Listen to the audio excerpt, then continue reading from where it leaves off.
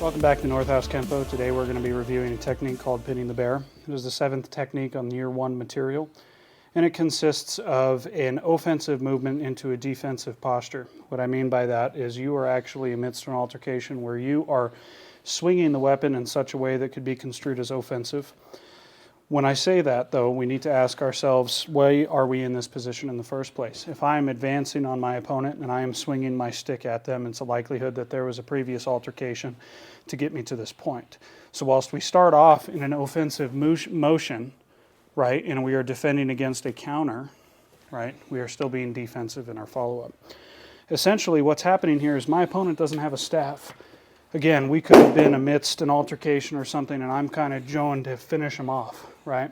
But the initial setup is a big swing to which he is going to move back and dodge, and then when I come back up, he's actually going to use his left hand to check my wrist, okay? And his intention is to gain control of this. Now, I could still do this, but I want to take the opportunity to leverage his own body. So let's go through the motion, and then we'll break that down a little bit more. All right, so when we have the staff, we are going into a right extended position, okay? Extended position can go both ways, but the difference is if it's a right extended position, my staff is pointing off in that direction. My hands are at the other end of the staff as opposed to being right in the center. I'm going to stage. So what I'm doing is I'm taking my right hand and I'm anchoring right here at either the mid to low anchoring regions. And what I'm trying to do is trying to keep this disguised, right? So that when I step in and I swing this, I have the most momentum originating from the back of my staff. So when I swing, they're going to dodge it, right? They're going to move back, and then they're going to move inwards. You know, this is sort of relative towards what would happen in the real world. The key point, though, is to demonstrate how you could be set up for the secondary motion. When they check your wrist, we are going to orient ourselves in such a way that we trap their hand, right? We're going to rotate our staff, and we are going to re-grab right under our elbow, okay? Ideally, their hand is now sandwiched in between my staff and my forearm, and I have a lot of leverage to be able to manipulate the joints here. From here, I'm going to step off to the side with my left foot, okay? Now, that's going to want to bring him towards me, right? Now, you can be as mean as you want to. This technique was written that this is actually a wrist snap.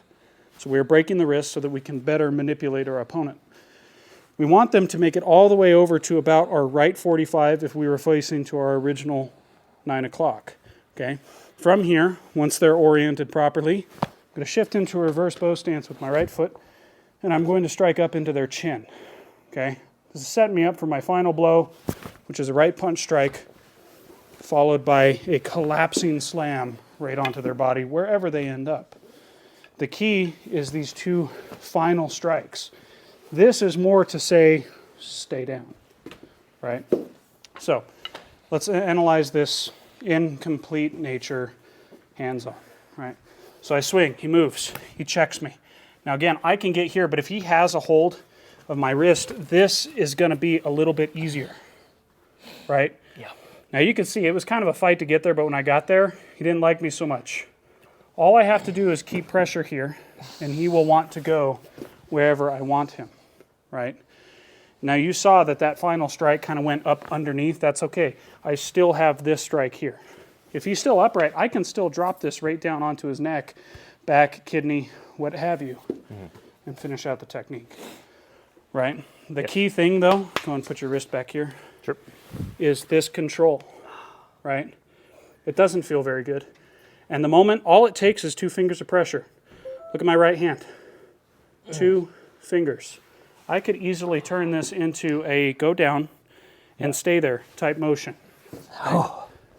He doesn't like it. No, that's the worst. It is the worst. Pinning the bear, i.e. bear claw, coming at me, pinning him down. Okay? So let's do it in the air one more time. Sir. And that way you can get 2 different views of this, and we'll call it good. Okay, so again, we're going to extend into a right extended position. My staff is off towards the right. I'm going to step back, chamber. This is anchoring right here at my midsection. Swing in, come back. Again, my next intention would be to hit them in the face, but they check me before they can. So I bring this up. Notice, this is going to flatten against my forearm. The two need to be parallel. Then I rotate 90 degrees and grab right up underneath my elbow. I'm going to step as I rotate, snapping that wrist, strike up into the face, strike into the head, collapsing blow wherever they end up, and cover up. If they continue to come after you, after you've basically broken their wrist, well, I don't feel sorry for breaking the wrist anymore, okay? This technique is designed to outline what you could do, not necessarily what you should do, so use this cautiously. So what are some, we always talk about the escalation of force, right? Yes. Like the 3 H's for like home, hospital, hospice, right? So I want to send somebody home with this technique, Correct. you know, versus sending somebody to the hospital or even hospice with this technique. And the last 2 H's, heaven or hell, right? Do with that what you will. What are some ways that you can modify this technique for each one of those brackets? For instance, if I wanted to pull the technique short and just send somebody home with some bumps and bruises, you know, my initial reaction is to stop here and just turn that into that downward, Correct. you know, deal. What would you say in each of those brackets could be modified to get into those brackets there? Sure. So that's the beauty about this technique, is it's an escalation of force, deterministic upon how you apply it, right? So for instance, again, let's go back to the root cause of this technique. We are operating under the assumption that we are doing an offensive movement. Whatever transpired prior to me doing this is going to dictate the level of force that I need. It depends upon, am I in immediate danger? Am I worrying about 2 other people, right? So once you have those external factors determined, then you can figure out how you want to apply the force. Say, for instance, I had you and I had 2 of your buddies, and they both have sticks. My odds of survival may hinge upon me decommissioning you, which means that the break of the arm is much more imperative for me to remain safe if I had to now deal with 2 other people, as opposed to risking you getting back up and becoming part of the fight. Right. If it was just one-on-one, I'm less inclined to escalate that to that point. You saw what happened when I rotated and I went down. It gives you an opportunity to collect yourself and give them options. Yeah. Right? And Because trust me, if you guys are watching, on that rotation, the option I would have chose would be to give up, just point blank. I'm going to be real. You know, from here, we have a lot of things we can do, right? I can strike and drive you in, but the point is once I'm here, you could try to hit me, you could try to kick me. Go and try to kick me. No, I don't. Exactly, right? It doesn't matter. I have this control. And again, I'm locked in, yeah, but he can't get to me. Again, what I'm going to do is purely based upon the rest of my surroundings. I mean, and the reality, Right. yes, for those of you guys that are watching, like, oh, you could just sweep this leg. Well, as soon as I try for that, he pins this arm down a little bit more.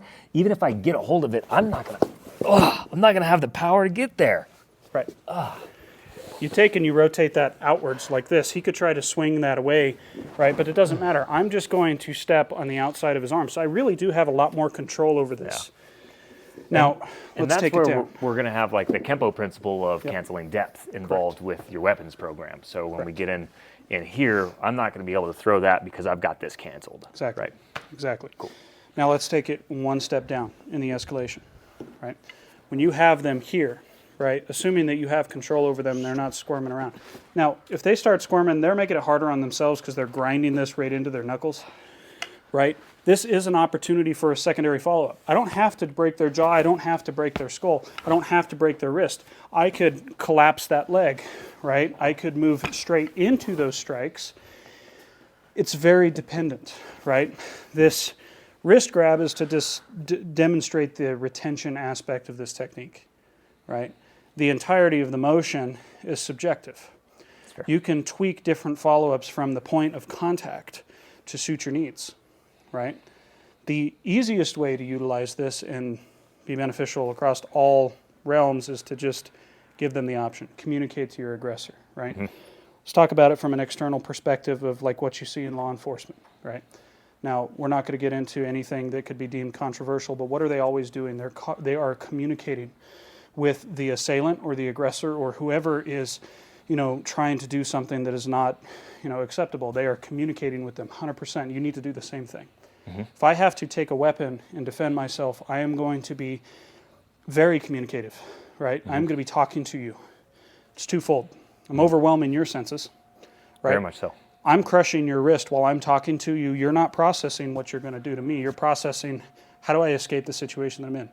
I've turned an aggressive attacker into someone that wants to leave, right? If I can convince them they want to leave the situation, my odds of survival go up tenfold, right? So all of these things, it's very hard to measure, but you can alter the technique however you wish. Yeah. Once you're in that position. The other thing too is, you don't even have to go to the retention. We're talking about this being a opportunity that can happen in multiple cases. Well, like I said, I can strike that and then strike the face. Boom, boom. Right? Doesn't take much. But if we only train how to strike, we're ignoring the opportunity that we have with something like this. Because the other thing too is maybe I need to retain him long enough for people to get here. Right? You don't just have to do this with a staff. Yeah. Right? Say for instance, I have a baton. Okay. Now I've worked with people, I've worked with law enforcement officers that use metal batons, and people go for the wrists, right? Again, I can get here, right? I can get this control, right? And I can control them because I might have to, right? So those are all consideration. I don't know if that answered your question. That does. Just for those of you guys watching at home or on the app or wherever you find us, I've been in a lot of wrist locks. Most notably, Grandmaster Cottrell has even put me in wrist locks, and that animal is a beast when it comes to wrist locks. That's by far the most painful wrist lock I think I've been in my entire life. So on that point, I wanted to circle back to communicate, right? When we talk about self-defense, I always talk about point of contact, point of control, point of escape, right? Sometimes your option when you're developing that point of escape from one of those holds is to communicate. And it might be one of those communicative, hey, tell your buddy stand down, let's talk through this whole thing. That's where you have, the purpose behind some of these wrist locks and things like that. But it also brings me back to like my Army days in the infantry. We had this slogan of shoot, move, communicate, kill, right?